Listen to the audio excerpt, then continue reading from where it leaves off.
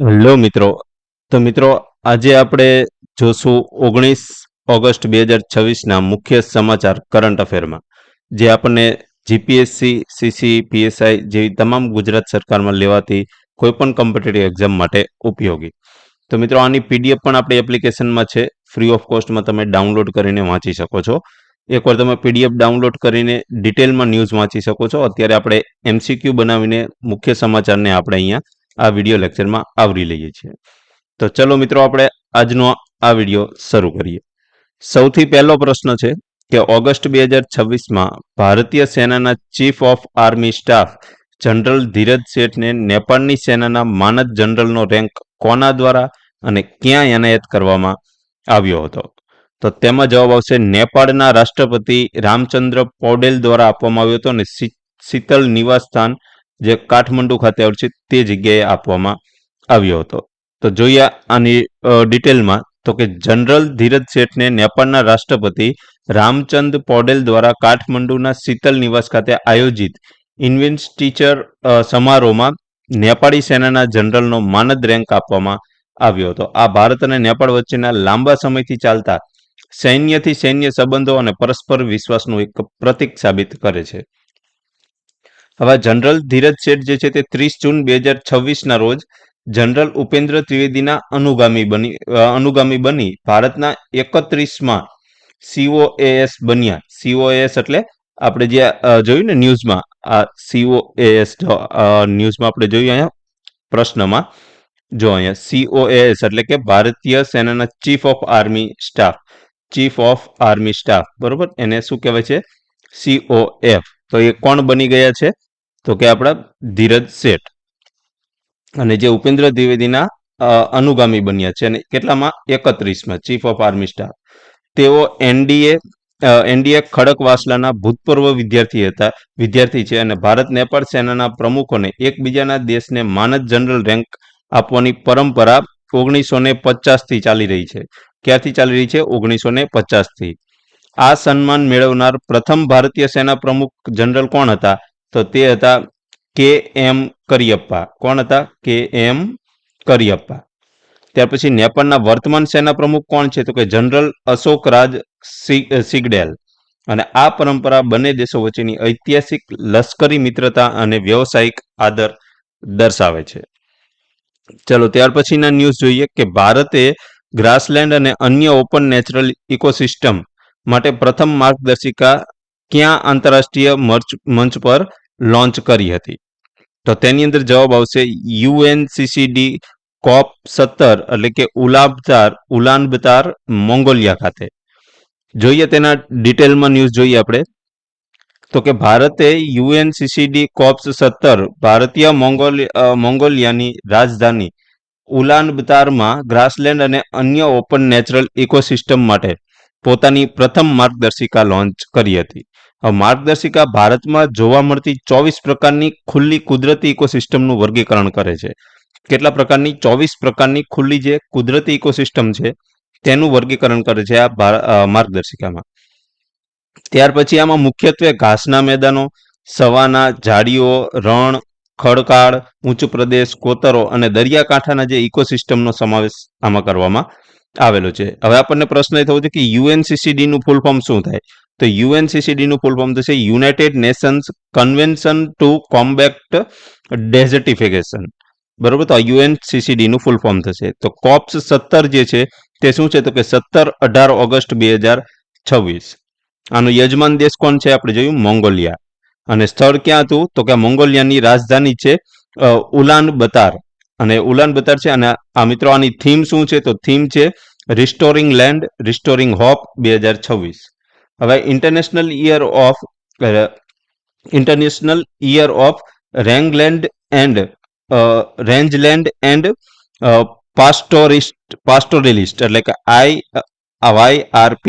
તો રેન્જલેન્ડ પૃથ્વીની અડધાથી વધુ જમીનને આવરી લે છે અને આશરે 500 મિલિયન લોકોની આજીવિકાને પણ ટેકો આપે છે. તો આ તેના મુખ્ય સમાચાર હતા. જોઈએ ત્યાર પછી મૈત્રી XV સંયુક્ત સૈન્ય કવાયત નીચેના પૈકી કયું યોગ્ય છે? તો મૈત્રી જે છે તે ભારત અને થાઈલેન્ડ વચ્ચે સૈન્ય કવાયત અને મુખ્ય ફોકસ આતંકવાદ વિરોધી કામગીરીનો છે આ મૈત્રી એક્સવીનો, બરોબર. તો હવે તેની ડિટેલમાં વાત કરીએ તો કે મૈત્રી એક્સવી ભારત અને થાઇલેન્ડ વચ્ચેની સંયુક્ત સૈન્ય કવાયતનું 15મું સંસ્કરણ છે. કેટલામું છે? 15મું. હવે તેમાં ભારતીય સેના અને રોયલ થાઈ આર્મી ભાગ લે છે, એટલે કે થાઇલેન્ડની જે રોયલ થાઈ આર્મી છે એ અને ભારતીય સેના ભાગ લે છે. 2026નું સંસ્કરણ થાઇલેન્ડમાં યોજાઈ રહ્યું છે. તેનો મુખ્ય હેતુ આતંકવાદ વિરોધી અને વિદ્રોહ વિરોધી કામગીરીમાં આંતર કાર્યક્ષમતા અને સંયુક્ત ક્ષમતા વધારવાનો છે. પ્રથમ સ્થાપના તેની 2006માં થઈ હતી અને 2025ની આવૃત્તિ મૈત્રી એક્સઆઈવી 2025માં, અને સ્થળ છે ઉમેરાઈ, મેઘાલય ખાતે. બરોબર. તો ક્યાં યોજાયું હતું? મેઘાલય ખાતે, ઉમેરાઈમાં.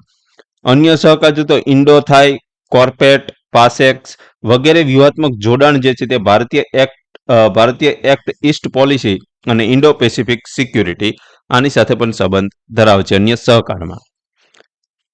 ત્યાર પછીની આપણે વાત કરીએ કે એરટેલ પેમેન્ટ બેંકના ચેરપર્સન તરીકે સુનિલ ભારતી મિત્તલનું સ્થાન કોણ લેશે અને તે ક્યારથી 3 વર્ષની મુદત સંભાળશે? તો શબનમ સિન્હા જે છે તે સુનિલ ભારતી મિત્તલનું સ્થાન લેશે અને 1 ઓક્ટોબર 2026થી આ તે પદ સંભાળશે. જોઈએ તેના વિશે ડિટેલમાં. તો કે શબનમ સિન્હા જે છે તે એરટેલ પેમેન્ટ બેંકના નવા ચેરપર્સન બનશે. તે 1 ઓક્ટોબર 2026થી 3 વર્ષની મુદત સુધી તે સંભાળશે હોદ્દો. હાલમાં તેઓ બેંકના ઇન્ડિપેન્ડન્ટ ડાયરેક્ટર છે. હાલમાં કઈ ફરજ બજાવે છે? એરટેલ પેમેન્ટ બેંકના ઇન્ડિપેન્ડન્ટ ડાયરેક્ટર છે.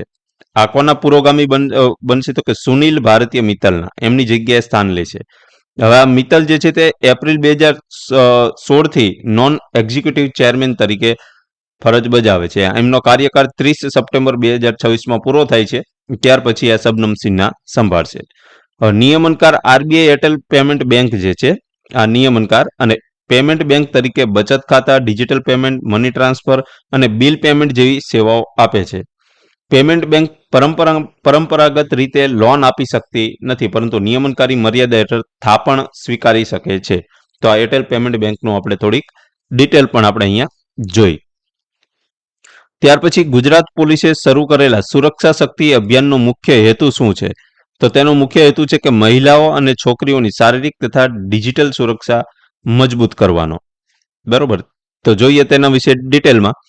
તો કે 13 ઓગસ્ટ 2026ના રોજ 71 વર્ષની વયે મેજર જનરલ જે સુનિલ કુમાર રાજદાનનું નવી દિલ્હીમાં અવસાન થયું. આ ન્યૂઝ મિત્રો આપણે કાલે જોયા. બરોબર. કાલનો કરંટ અફેરનો લેક્ચર છે તેમાં આ ન્યૂઝ આપણે જોયા. હવે આજે શું એમાં વિશેષ છે? તો કે તે 7મી બટાલિયન ગુજરાત પોલીસે મહિલાઓ અને છોકરીઓની સલામતી માટે 28 દિવસનું રાજ્યવ્યાપી સુરક્ષા શક્તિ અભિયાન, આ મિત્રો યાદ રાખો, સુરક્ષા શક્તિ અભિયાન શરૂ કર્યું છે. કેટલા દિવસનું? 28 દિવસનું. તેમાં નિવારક પોલીસિંગ, ડિજિટલ સુરક્ષા જાગૃતિ, પીડિત સહાય, સમુદાયની ભાગીદારી અને કેપીઆઈ આધારિત કામગીરીનું મૂલ્યાંકન પણ આમાં સામેલ છે. સાયબર સુરક્ષા ફોકસમાં જોઈએ તો કે cyber bullying, online grooming, sextortion, deep fakes, OTP, fraud, QR code scams, આ બધા સાયબર સુરક્ષાને રિલેટેડ મુદ્દાઓ પણ આ સુરક્ષા શક્તિ અભિયાનમાં આવરી લેવામાં આવ્યા છે. હવે તેમાં મહત્વના હેલ્પલાઇન નંબર આપણે વાત કરીએ તો 112 ઇમરજન્સી માટે છે, 181 વુમન હેલ્પલાઇન નંબર, મહિલા હેલ્પલાઇન નંબર છે, 1930 સાયબર ક્રાઇમ હેલ્પલાઇન નંબર છે. આ ત્રણેય હેલ્પલાઇન નંબર બહુ ઇમ્પોર્ટન્ટ છે. આ પણ આપણે ધ્યાનમાં રાખવાના છે. આવા પણ પ્રશ્ન પૂછાય કે 1930 સાયબર ક્રાઇમ હેલ્પલાઇન નંબર છે. અભિયાનમાં એનસીસી, એનએસએસ, શાળાઓ, કોલેજો, એનજીઓ અને સ્થાનિક સમુદાયોની ભાગીદારીઓનો પણ સમાવેશ થાય છે. રાસુટ રેજિમેન્ટ એટલે કે સ્પેશિયલ ફોર્સ સાથે જોડાયેલ હતા કોણ? તો કે જનરલ જે મેજર જનરલ છે સુનિલ કુમાર રાજદાન. તો મિત્રો આ કરંટ અફેર આપણે અહીંયા મુદ્દો પૂરો થયો. બીજો મુદ્દો જોઈએ કે ભારત અમેરિકા સંરક્ષણ સહયોગ સંદર્ભમાં MQ-9B અંગે નીચેનામાંથી કયું સંયોજન સાચું છે? તો આ છે જનરલ એટોમિક્સ હેલ્થ રેપેસ ISR. આ શું છે ડિટેલમાં જોઈએ આપણે કે આ શું છે. તો કે MQ-9B અમેરિકાની એક જનરલ એટોમિક એરોનોટિકલ સિસ્ટમ છે. બરોબર. તેના દ્વારા વિકસિત લાંબા સમયથી સહનશક્તિ ધરાવતું રિમોટલી પાઇલોટેડ એરક્રાફ્ટ સિસ્ટમ એટલે કે RPAS હવે તેનો મુખ્ય ઉપયોગ શું છે તો કે ઇન્ટેલિજન્સ, સર્વેલન્સ અને રિકન્સેશન્સ એટલે કે ISR, બરોબર, એના માટે આનો મુખ્ય ઉપયોગ થાય છે. તેમાં સ્કાય ગાર્ડિયન અને સી ગાર્ડિયન તેના મુખ્ય બે પ્રકારો છે. ભારતના કરાર મુજબ કુલ 31 MQ-9B હેલ્સ છે અને ભારતીય નૌકાદળ તેમાં 15 સી ગાર્ડિયન છે, ભારતીય સેનામાં 8 છે અને ભારતીય વાયુસેનામાં 8 હેલ એટલે કે હાઈ ઓલ્ટિટ્યુડ લોંગ એન્ડોરન્સ. આનો મુખ્ય ઉપયોગ દરિયાઈ દેખરેખ, સરહદ દેખરેખ, ISR, anti submarine welfare support અને પ્રિસિઝન સ્ટ્રાઇક, આના માટે તેનો મુખ્ય ઉપયોગ કરી શકાય છે. તો મિત્રો આ આપણે 19 ઓગસ્ટ 2026ના મુખ્ય કરંટ અફેરના મુદ્દા જોયા. આ તમામ ન્યૂઝ જે છે તેની ફૂલ ડિટેલ આપણે PDF જે છે તે PDFમાં આપેલી છે અને PDF તમને ફ્રી ઓફ કોસ્ટમાં આપણી એપ્લિકેશનમાં મળી જશે. એકવાર તમે એ PDF પણ જરૂરથી વાંચી લેજો. તો ચલો મિત્રો, આ વિડીયો આપણે પૂરો કરી છે. મળીએ નવા વિડીયોમાં. જય હિન્દ.